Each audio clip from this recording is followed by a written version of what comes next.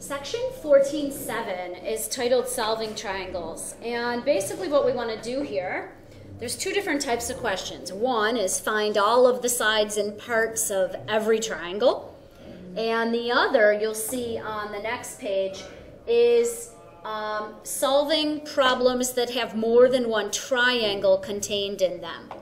So we're going to tackle both types today.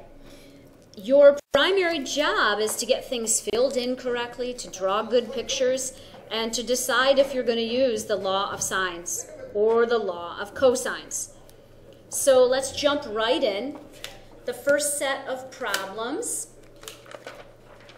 If the measures of any three parts of a triangle are known, so you only need three parts of a triangle, including at least one side, then the measures of all the sides and angles can be found. We need at least one side because angle, angle, angle would be similar triangles.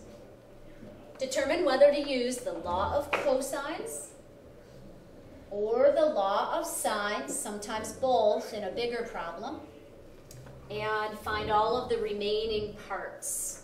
So let's do number one. We have an angle A is 27, missing side A. Angle B is 96. We have side B is 18.2. And we don't have angle C, and we don't have side C. So it's sort of like a puzzle. What would be the first item that you would find? I'm thinking let's go find angle C, because it's the third angle. So 27 degrees and 96 degrees is 123 degrees, and then from 180, we have 57 degrees left. So angle C is 57 degrees.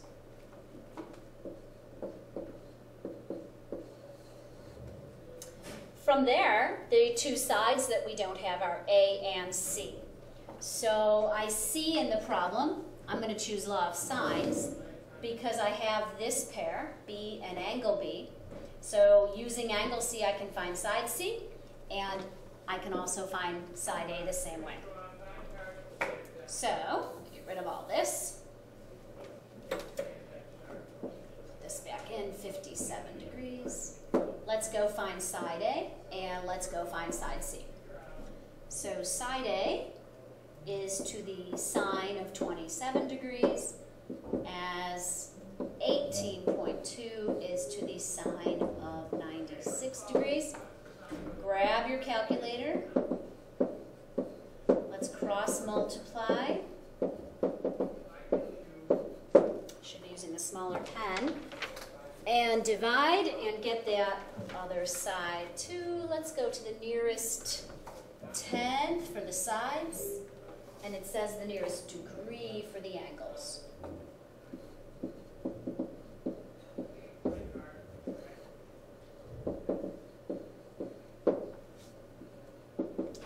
So side A, checking my mode, is 18.2 sine of 27 divided by the sine of 96, and I have 8.308139955, so to the nearest tenth, 8.3.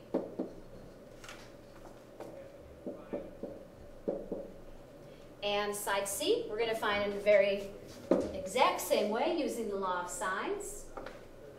Use my smaller pen. C is to the sine of 57 degrees, as I'm going to use that same 18.2, the given, is to the sine of 96. Cross multiply.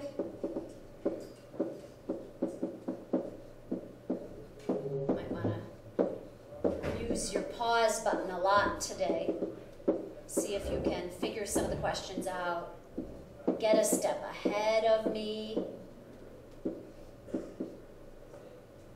And you'll be feel more confident then going into this test.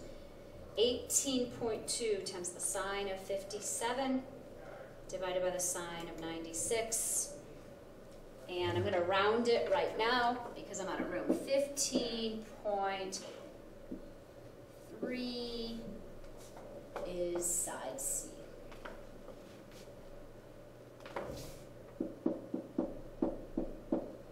So we have now found every side and every angle of that triangle. Number 2. Number 2 has angle A and the next side and the side across from it. This actually is ASS, so it's the ambiguous case. So that means that there are 2 possibilities for this angle. 2 possibilities. Let's grab and do the law of sines and see what we get for angle C. 7 is to the sine of 32, as 12 is to the sine of C. All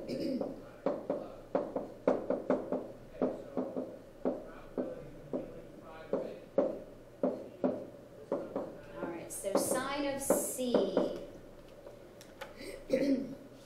12 times the sine of 32, do this with me, divided by 7.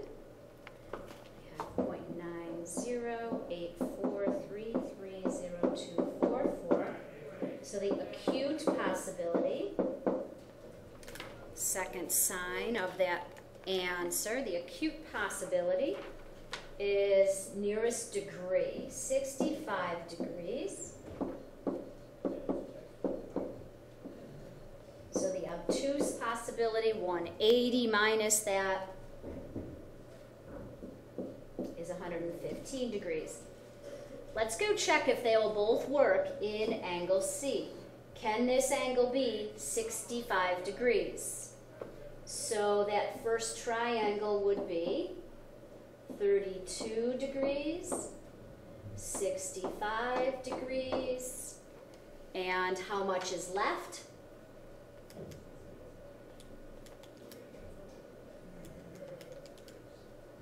$83 degrees. Okay, so that's a good triangle. Excellent. And how about the 115 right there? So triangle 2 would have the original 32 and then 115. That looks good. And what is left for the third angle? 33 degrees. Okay, so we actually have 2 possible triangles, and we need to go find side B.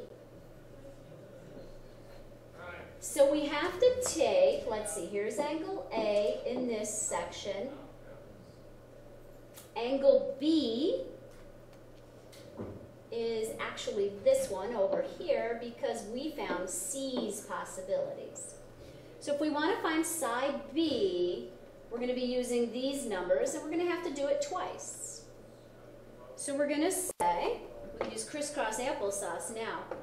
7 is to the sine of 32, as side B is to the sine of, let's do this top one, 83. Go ahead and cross multiply and divide.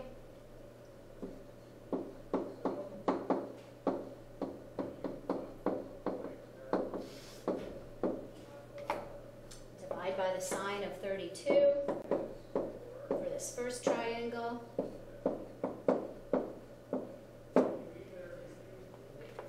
And side B will equal that work. 7 sine of 83, enter, divided by the sine of 32. I have 13.1110973.5, so B to the nearest tenth would be 13.1 for that triangle 1. And now we would end up doing the same thing. That's for this triangle, the first one. Now we have to do the same thing to get what side would B would equal for the second triangle, since there are two possible triangles. That side B changes along with angle B. So 7 is still to the sine of 32, as side B is to, in this angle, 33 sine of 33. Okay, 32 and 33 are awfully close, so it should be close to 7.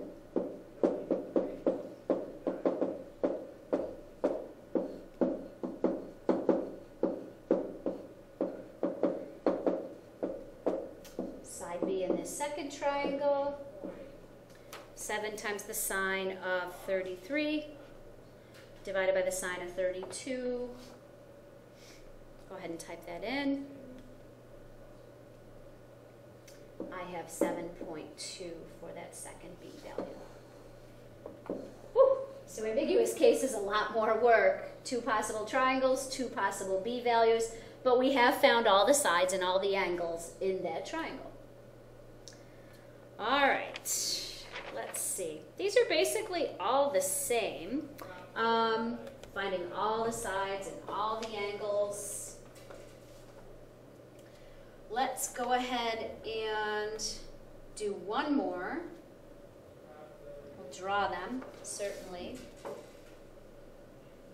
Number 3, in triangle ABC, A is 15, B is 20, so A is over here, B is 20, and the measure of angle C is 50 degrees. All right, so the first side that we can find, the only side right now that we can find, is the side across from angle C. Using the law of cosines, because I have side angle side, C squared equals 20 squared plus 15 squared minus 2 times 20 times 15 times the cosine of 50 degrees. I'm going to be careful here. Check my mode. Mode is degrees still. So 20 squared. Let's write down a little work. Work can count, as you saw the other day. 15 squared. 2 times 20 times 15 times cos of 50. I have 385.6725658. I'm going to check that again. 2 times 20 times 15 times cos of 50. Okay, good. And then C squared is 400 plus 225 minus that answer there, 385.67, 239.3274342, and so C is the square root of that, 15.47, 021119, and our sides are to the nearest tenth, so 15.5. 15.5. Fill that in over here.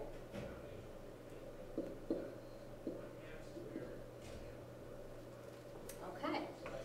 Now the other angles, we would use the law of sines. B should be our largest angle because it's across from the 20. And A would be the smallest angle because it's across from the 15. I'm going to leave that up to you. If we do this, we're really using angle side side. So we'd actually have an ambiguous case, but we do know that angle A would be the smallest angle. So I think I would start with 15 is to the sine of angle A, as 15.5 is to the sine of 50. Let's give that a try. Find for me angle A. We know it's smaller than 50 degrees. So we're going to cross multiply 15 times the sine of 50 equals 15.5 times the sine of A divided by 15.5 divided by 15.5. Let's do this, 15. Sine of 50, enter, divided by plain old 15.5, and we have 0.74, lots of threes. And so angle A will be second sine of that. And I have 47.845. We want that to the nearest degree, so let's go with 48 degrees. I said I was going to leave it for you, and now I haven't. So 48 degrees.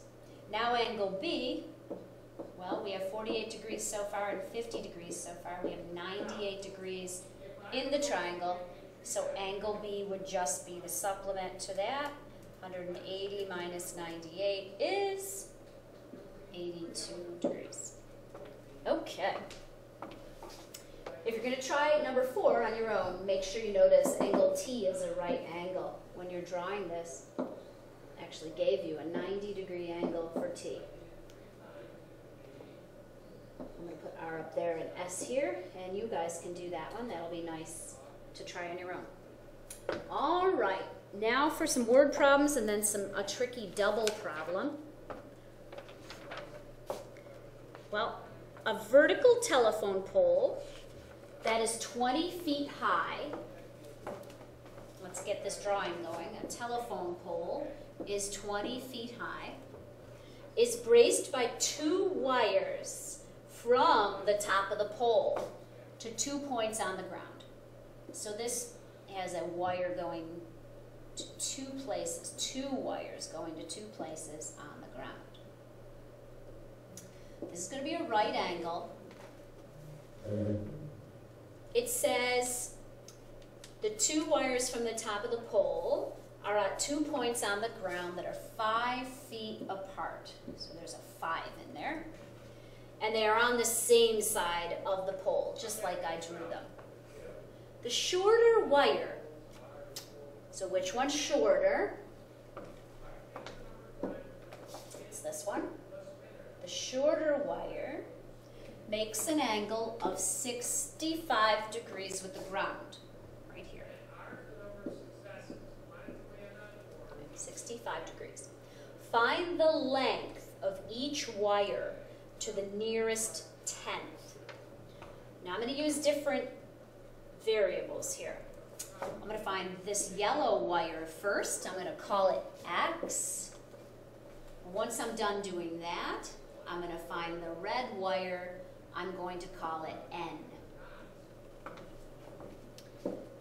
So X, go back to purple. X actually is in a right triangle. That's good. So actually, I could just use SOHCAHTOA because there's a right triangle. Just for that purple part, though. I could say, lots of kids do this, the sine of 65 degrees is the opposite over the hypotenuse. So that would mean that the sine of 65 degrees is 20 over x. And I can solve this just by cross multiplying. X times the sine of 65 equals 20. And I will divide out the sine of 65 on both sides. And so x turns out to be, go ahead, 20 divided by sine of 65.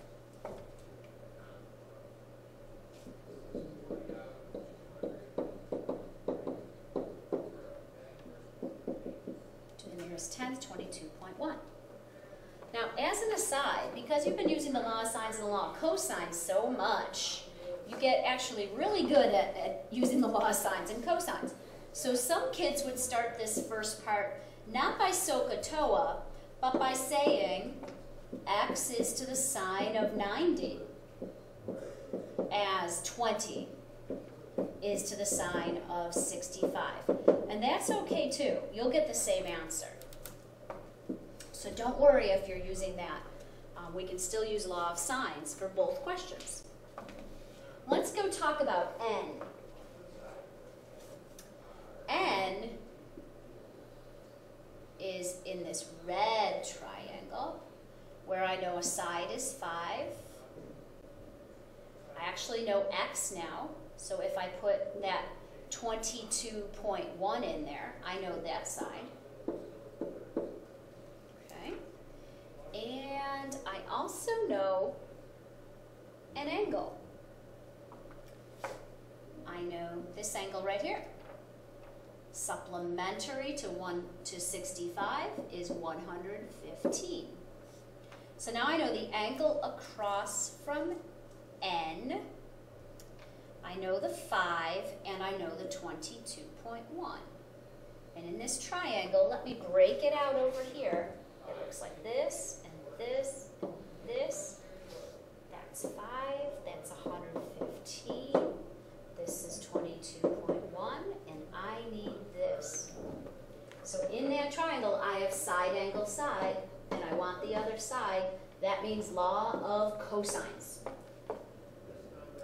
So n squared equals 5 squared plus 22.1 squared minus 2 times those times the cosine of 115. Cos of 115 will be negative, and negative, negative will mean we're adding here in the middle.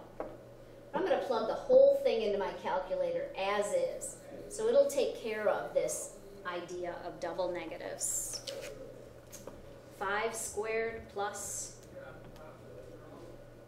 22.1 squared minus 2 times 5 times 22.1 times cos of 115.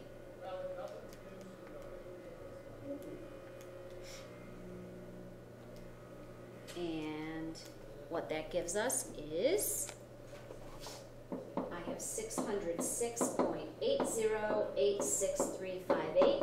I'm going to check that again. We'll square root right after that. Let me hit clear, try it one more time, just to be sure.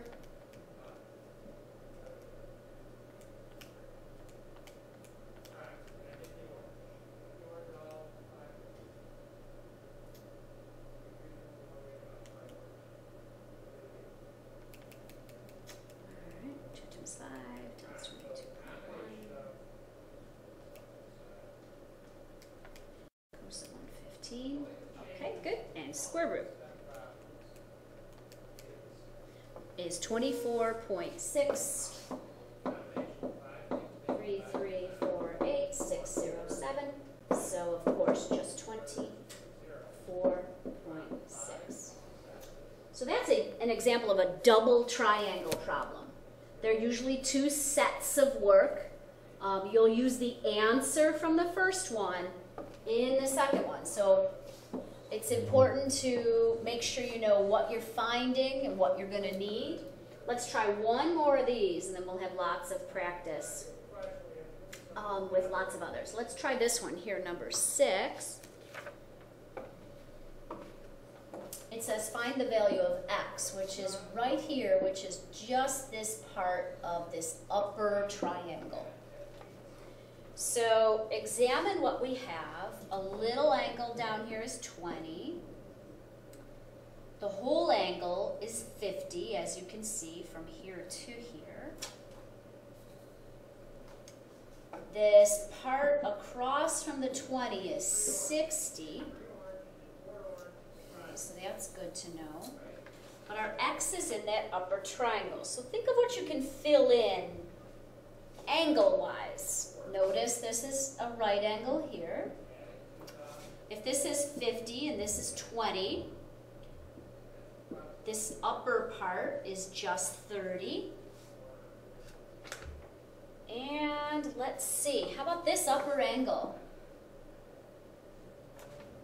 Let me put this in here, 30. So that upper angle would be in the big triangle that has a 90 and a 50 down here. So this upper angle would be 40 degrees. Okay? All the angles are filled in that we're going to need. And they're looking for x, which is in the upper triangle. So my piece of advice is, more often than not, you're going to need to find the shared side, what I call the shared side. And I call it the shared side because it's part of the lower triangle, right? It's also part of the upper triangle. And because it's part of both, it will help you find the x in the upper triangle. So let's see first what we can work with in this lower triangle. Let me highlight in red. In the lower triangle, you have a 90-degree angle. So you could use SOHCAHTOA if you want. I'll use law of sines for you this time. So I need n, which is across from 90, and I have 60, which is across from 20. So 60 is to the sine of 20, as n is to the sine of 90, which equals 1.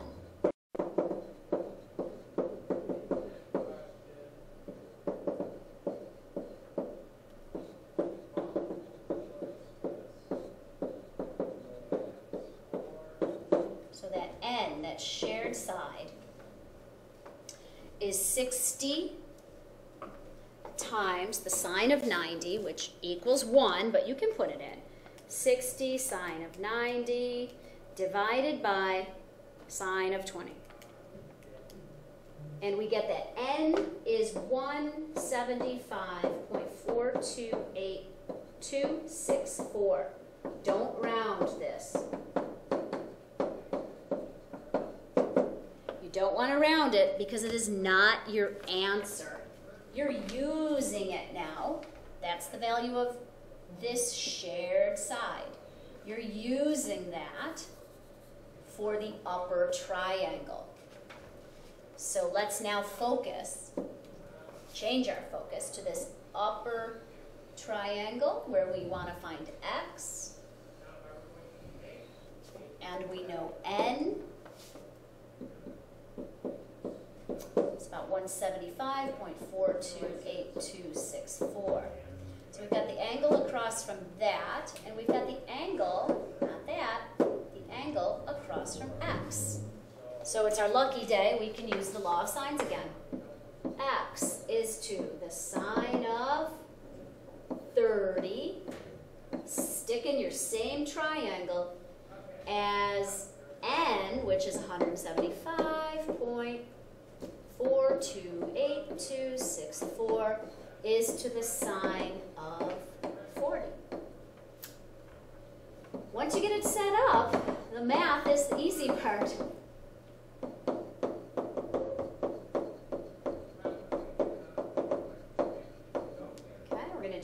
Divide all that mess by the sine of 40. Running out of room here to get our value for x. And after we get that value, then we can round. So my value is in there already, 175.4282, that shared side, times sine of 30 divided by sine of 40. And we get 136.458961. So to the nearest tenth. Now I can round. 4 goes up. Now I can round because I'm finishing up the question. All right, there's a lot more to do. You can see the examples. We will tackle more in class together, and I'll see you tomorrow.